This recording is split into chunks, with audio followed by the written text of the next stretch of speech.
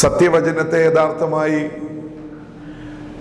ജനസമൂഹങ്ങളിൽ എത്തിക്കുക എന്നുള്ള ലക്ഷ്യത്തോടു കൂടിയും ചർച്ച് ഓഫ് ഗോഡ് കേരള സ്റ്റേറ്റിൻ്റെ ആത്മീക പ്രവർത്തനങ്ങൾക്ക് എന്നും ഒരു അനുഗ്രഹമായി തീരത്തക്ക നിലയിലും ദൈവസഭാ വിശ്വാസികളുടെ ഭവനങ്ങളിലും വിവിധ ലോക്കൽ സഭകളിലും സെൻറ്ററുകളിലും നടക്കുന്ന പ്രോഗ്രാമുകൾ ജനങ്ങളിലേക്ക് എത്തിക്കുക എന്നുള്ള ലക്ഷ്യത്തോടു കൂടിയും ചർച്ച് ഓഫ് ഗോഡ് എന്ന് പറയുന്ന ഈ ബൃഹത് പ്രസ്ഥാനത്തിന് മാത്രമല്ല ഇതര പെന്തക്കോസ്ത് സമൂഹത്തിനും കൂടി ഒരനുഗ്രഹമായി തീരത്തക്ക നിലയിൽ church of God Kerala state ഇന്ന് ആരംഭിച്ചിരിക്കുന്ന സയോൺ മീഡിയ എന്ന ലൈവ് പ്രോഗ്രാമിന് എൻ്റെ എല്ലാവിധ ആശംസകളും അറിയിച്ചു കൊള്ളുന്നു.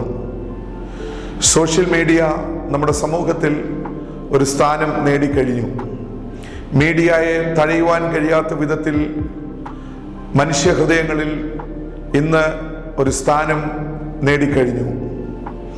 ജനങ്ങളെന്നും ആകാംക്ഷയോടെ വീക്ഷിക്കുന്നത് തങ്ങളുടെ കയ്യിലിരിക്കുന്ന ടെലിഫോണിലും വീടുകളിലുള്ള ടെലിവിഷനിലും കൂടിയുള്ള വാർത്തകളും വിവരങ്ങളും അറിയുവാൻ വേണ്ടിയാണ്.